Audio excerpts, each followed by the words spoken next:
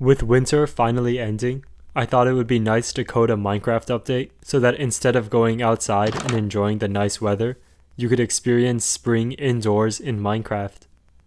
I'm gonna add some new flowers and some new flower mechanics, some new status effects like allergies, and some new mobs like these butterflies, but you should stick around until the end of the video to see the craziest new feature I added.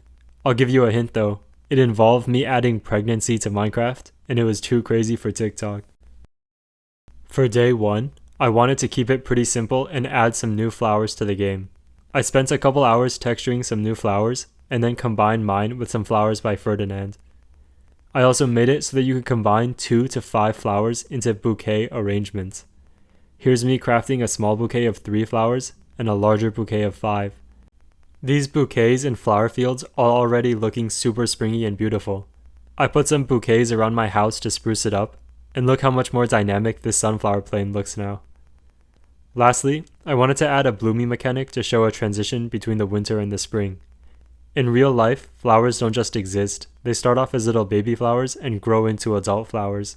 So for this Minecraft spring update, I made it so that when you generate new chunks, flowers start off as sprouts and slowly grow as the time passes. This makes the game much more immersive as you're walking around. Last but not least, I put some vases in. Here's a brown one for the outdoors, and here's a blue one for your interiors. For day 2, I wanted to add some more liveliness to these flowers. I started off by creating butterflies like this, but went a bit overboard and ended up adding over 100,000 butterflies to Minecraft. Here's the folder where they're all stored, and here's some of them flying around some flowers. There are also a couple different breeds. This one on the left is a common purple one, and the one on the right is an orange monarch. There are also a couple of rare ones, like this Rorschach one and this fly. If you breed 2 butterflies together by giving them a flower, the kid butterfly will be a blend of their 2 colors. If you're really lucky, you can get this rainbow one. Here's a butterfly garden. It's cool, but don't let too many butterflies get close to you or they'll eat you alive. Now with all these springtime flowers and butterflies comes something else. Allergies. Pollen already exists canonically in Minecraft since bees are pollen-aiding to make honey, so I'm taking care of adding allergies since Mojang forgot. The first thing I'm adding is itchy eyes. If you press R, you can rub your eyes in Minecraft. The faster you press R, the faster and harder you rub. That was the normal speed, and here it is when I'm mashing R. You can rub your eyes as much as you want, but they're going to stay itchy and red. It does feel good though. I also added runny noses to Minecraft. If you're near flowers, your player will start to have a runny nose that looks like this. In real life, you can't wipe your own nose, so in Minecraft you can't either. Another player has to right-click your snotty nose with a bucket to collect your mucus, which you can also play with. This isn't just a visual effect though. You can use mucus to climb walls by wiping it all over your hands, which adds new movement options to the game. My allergies were going crazy when I coded this in real life, and I have mucus all over my hands and computer right now. On the 4th day, I added something else springy, hot springs. I wanted to use the flowers I created from the first day to build some immersive new terrain, and so I spent the first half of the day building different variations of hot springs. Eventually, I came up with a palette and design I was happy with and coded them into the game to generate randomly in mountain and snowy biomes. Here's what a small one looks like, and here's a giant one.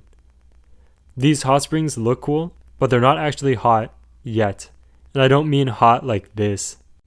I wanted to add the ability to heat water to Minecraft by putting a heat source like lava or fire underneath it.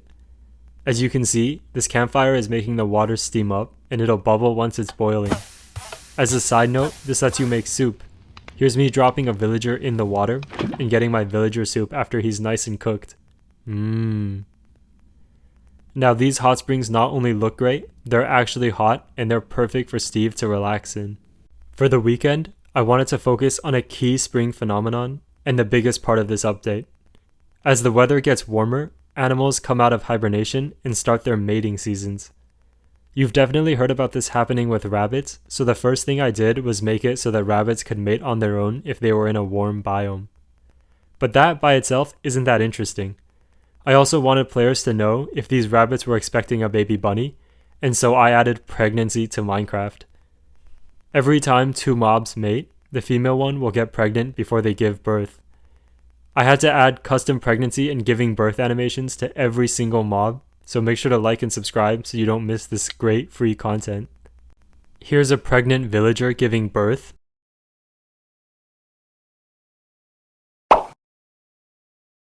A villager giving birth to twins.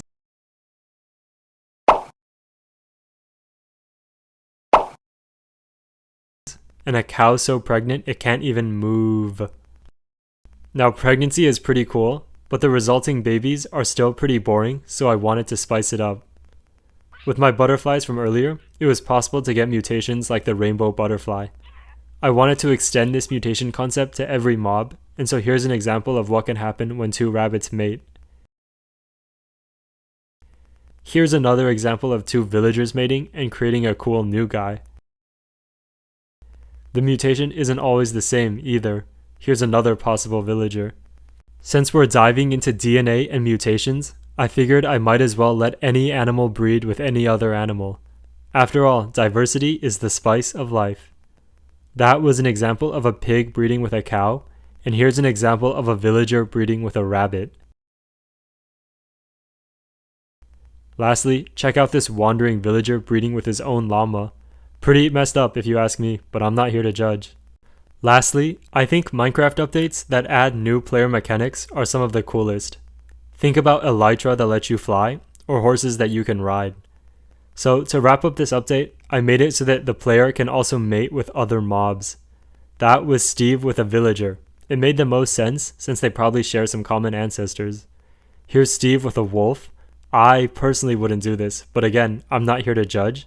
And here's Steve with a squid. I bet this little guy can swim pretty fast. And last but not least, here's Steve with a horse creating a centaur. This one is special though. You first have to go on dates with horses, like hanging out in the stables, going on a hike, or going out to a nice restaurant. After 3 dates, something will happen that I can't show on YouTube, so here's an unrelated video of Steve hanging out with a horse in his bedroom. Then, you just wait 1 Minecraft day, and then you'll have a centaur. Now since centaurs are half player, they're actually sentient. To implement this in Minecraft, I hooked up ChatGPT to them, and now they can mine and craft just like us. You can also breed them with other horses, making horse humans, and with other players, making human horses. That about wraps up my Minecraft Spring update. The big features I added included new flowers, butterflies, allergies, hot springs, pregnancy for both players and mobs, and last but not least, the ability to breed every animal with every other animal in the game, including yourself. If you like this video, like the video. In my next one, I'm going to be putting something from every Pixar movie into Minecraft, and also releasing this mod on Java and Bedrock for you guys. Make sure to subscribe so you don't miss it.